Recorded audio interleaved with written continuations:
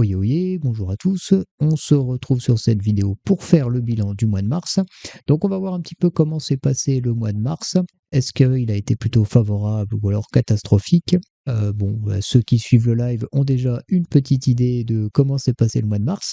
Et puis surtout de voir un peu ce qui avait été dit au mois de février. Est-ce que on a des points positifs à en tirer? Est-ce que on a respecté justement certains points? Est-ce qu'on doit améliorer des choses? Et voir aussi les choses négatives ou ce qui n'a pas été respecté. Donc on va déjà commencer par prendre donc ce qui avait été dit au mois de février. Alors, les points qui avaient été abordés, donc c'était ne pas trader, c'est trader. Alors dans l'ensemble, ça a plutôt été respecté. Pas forcément à 100%, mais sincèrement, on va dire allez, dans 80% des cas, j'ai plutôt respecté cet adage. Quand il n'y avait pas forcément de setup qui m'intéressait, je ne rentrais pas forcément en trade. Alors dans certains cas, je prenais le risque, mais voilà, de manière globale, c'est un point qui a plutôt été bien respecté. Ensuite, viser un RR de 1,52. Alors pour l'instant, c'est pas encore tout à fait le cas. Je suis plus autour d'un ratio de 1, tout simplement parce que, en fonction de ma stratégie, le marché ne m'a pas donné l'occasion de pouvoir prévoir un TP plus large. Alors, il y a eu effectivement de beaux mouvements, courant mars, mais souvent, j'étais pas devant les graphes, donc j'ai pas pu prendre le trade. Ou alors, je n'ai pas pu prendre le trade tout simplement parce que j'étais en retard. Donc, une fois que le marché est parti, je ne rentre pas sur le marché. Et parfois, à vouloir viser un TP trop éloigné en fonction de mon sizing, je me refaisais BE, voire SL. Donc, pour l'instant, ce point-là a été difficilement applicable pour ma part.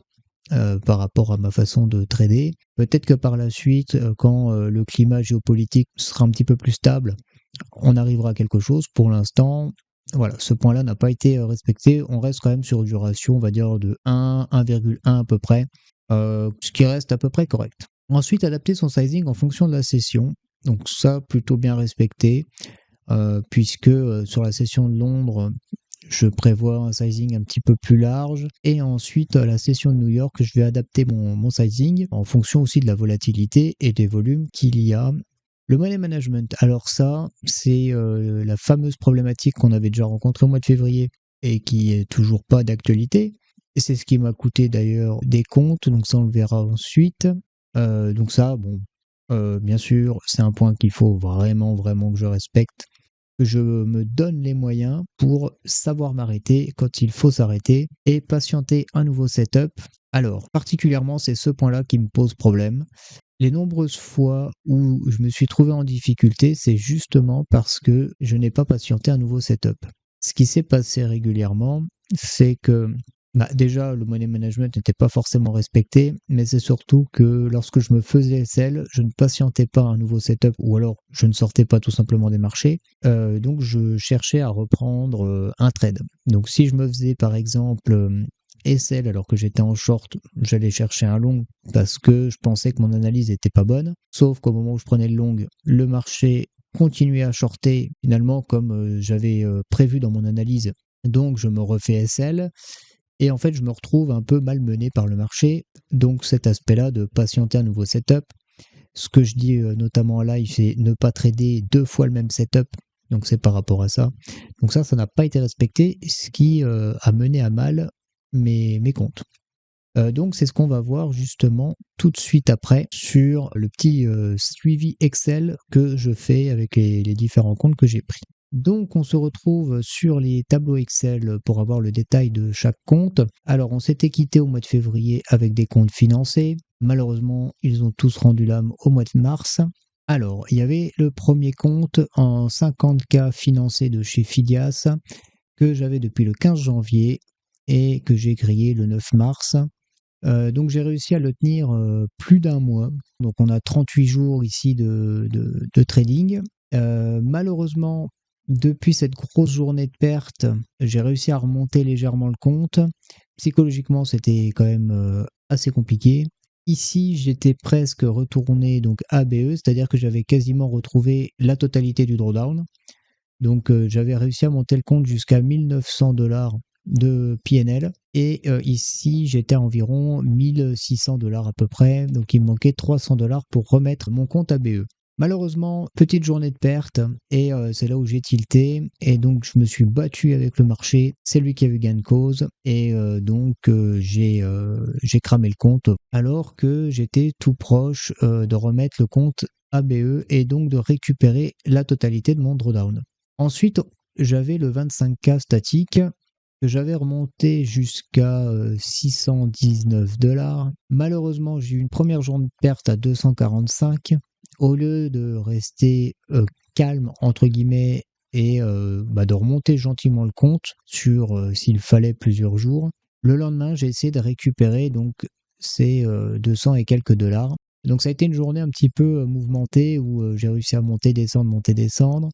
Malheureusement, à vouloir récupérer le peu de pertes qui me restait, j'ai tilté, donc j'ai accumulé les pertes, ce qui m'a entraîné vraiment à cramer le compte. Et bien sûr, mauvais sizing et mauvaise analyse du drawdown qui me restait. Donc ça a été une fin de compte. Ensuite, on avait le compte financé chez Topstep. Alors, il n'a pas duré longtemps, donc j'ai eu 3 jours gagnants. Malheureusement, petite journée de perte. Alors, au début, c'est une petite perte. Et ensuite, le soir, j'ai voulu rattraper. Donc, j'ai réussi à rattraper quelques pertes. Et au lieu de me contenter d'en rester là, j'ai continué à trader, à faire un petit peu yo-yo et notamment prendre des trades en fin de journée. C'est là où le marché se calme et où surtout il fait un range. Donc forcément, j'ai cumulé les pertes à vouloir les récupérer et donc j'ai tilté et donc j'ai perdu 900 $ sur cette journée-là. Le lendemain, à vouloir un petit peu récupérer ces pertes-là et aussi un petit peu dans la précipitation, j'ai donc mal analysé mon sizing et également le drawdown qu'il me restait. Donc j'ai pris un mauvais trade et forcément, mauvais trade, mauvaise gestion. Et quand on se fait SL, ça fait très très mal. Et là, ça ne m'a pas pardonné. Donc la première quinzaine de mars, j'ai perdu l'ensemble de mes comptes financés. Ensuite, en termes d'évaluation, alors ça n'a pas été glorieux non plus. Pour le coup, je me suis vraiment laissé aller et elles sont guère mieux que les comptes financés. Alors pour commencer, après avoir grillé mon compte financé chez Topstep, je décide de reprendre une évaluation que je grille le jour même. Voilà. Donc le 5 mars, je prends cette évaluation. Premier jour, je la grille. Alors c'était un petit peu le compte pour se défouler un peu, pour faire face à la frustration d'avoir grillé le compte financé. Malheureusement, c'était encore pire, puisqu'après on est encore plus frustré. Donc je reprends quand même une autre évaluation et je me dis, bon, on va commencer à la trader tranquillement. Ça part très très bien sur les premiers jours. Malheureusement, donc le 13 mars, journée de tilt, je grille cette évaluation. Donc là, pour le coup, je n'ai ni respecté le money management. J'ai fait un petit peu yo-yo sur la journée au lieu de savoir m'arrêter et d'accepter une journée de perte.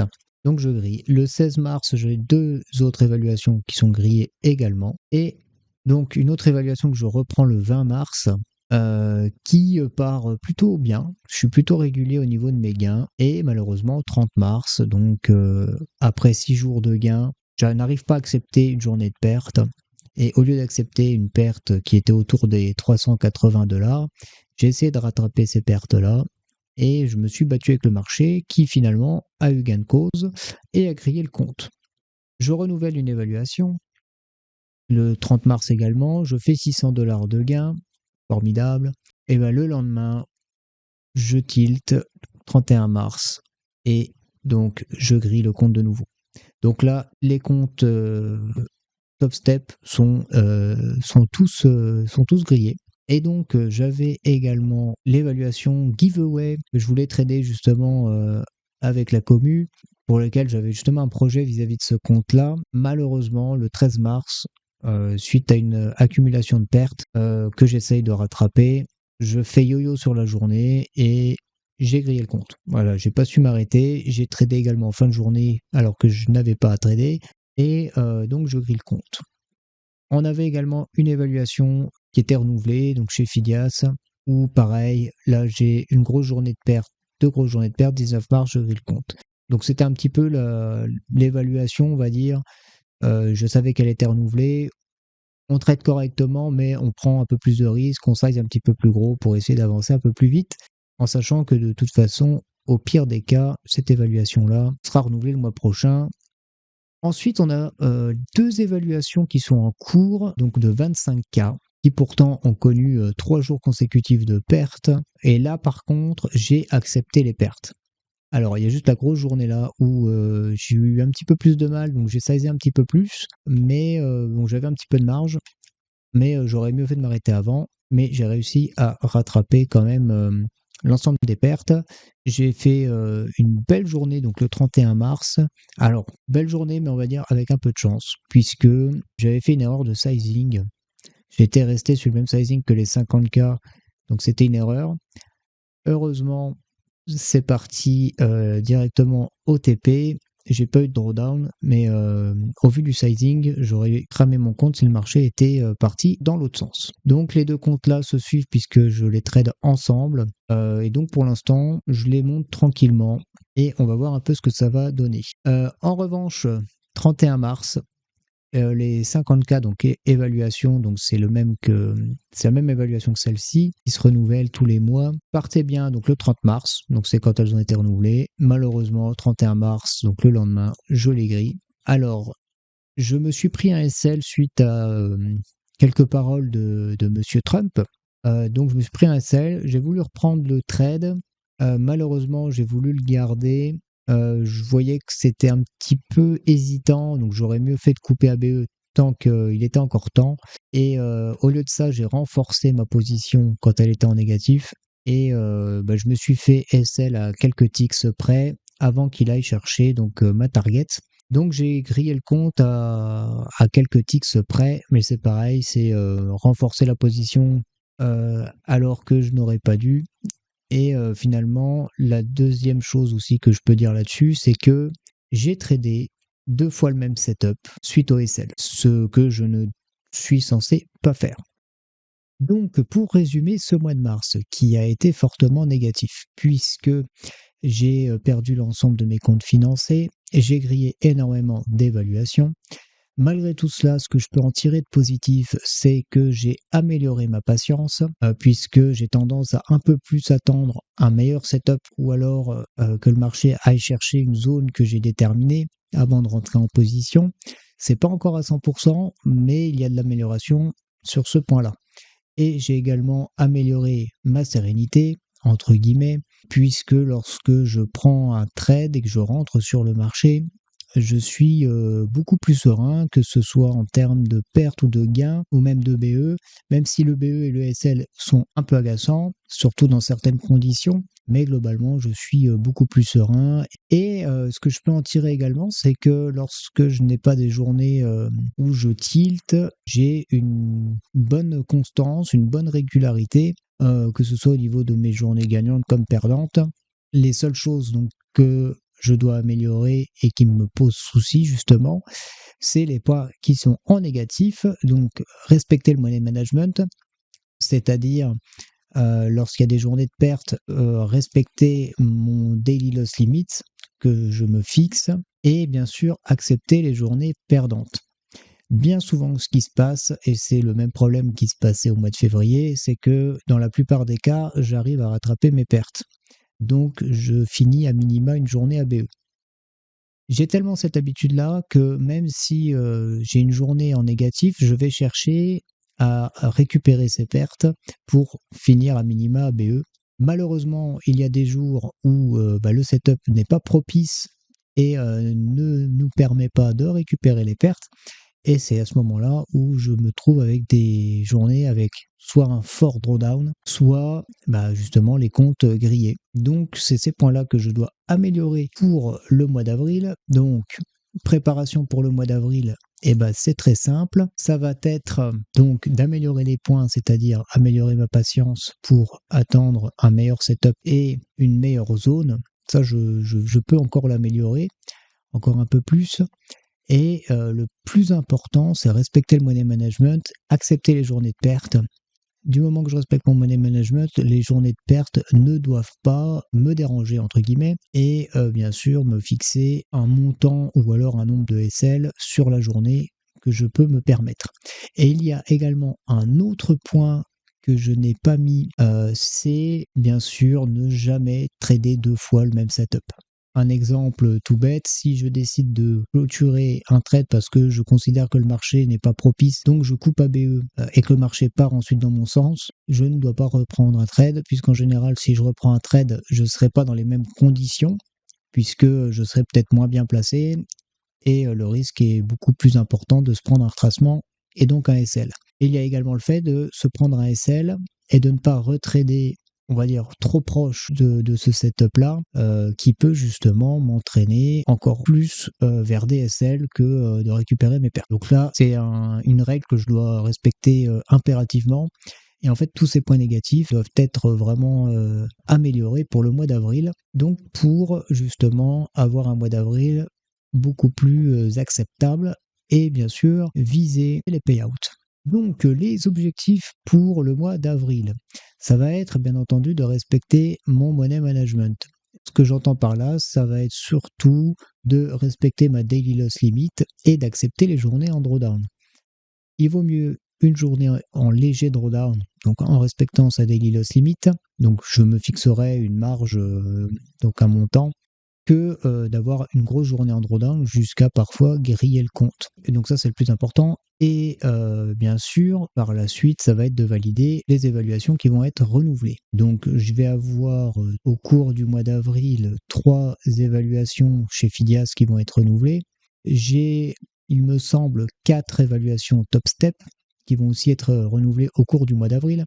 Et actuellement, j'ai en cours les 25K statiques et que je vais essayer de monter doucement mais sûrement. Donc sur l'ensemble des comptes, c'est ce que je vais chercher à faire, c'est de les trader de manière régulière et surtout comme si c'était des cash. Donc je vais partir de cette vision-là, c'est que ce sont des comptes cash que je dois valider et atteindre la PNL demandée. L'idée, ça va être bien sûr de passer en financé et de continuer sur cette lancée-là, et bien sûr d'avoir un payout. Alors, je ne me fixe pas de date butoir pour éviter justement de mettre une pression supplémentaire en me disant, voilà, à telle date, il faut que je paye out. Mais je vais, voilà, ça va être courant avril, si possible, on va dire fin avril, l'idéal serait d'avoir un payout, mais si c'est peu de temps après, c'est pas grave. Donc ce qui va se passer, c'est que pour début avril, je vais avoir une évaluation top step, j'ai les 25K également à avancer, et donc voilà un petit peu pour ce qui est prévu pour le mois d'avril, en espérant que je n'ai pas de période de tilt et que je vais savoir maîtriser un peu tout ça. En tout cas, on va tout faire pour, et on va donner le meilleur de nous-mêmes.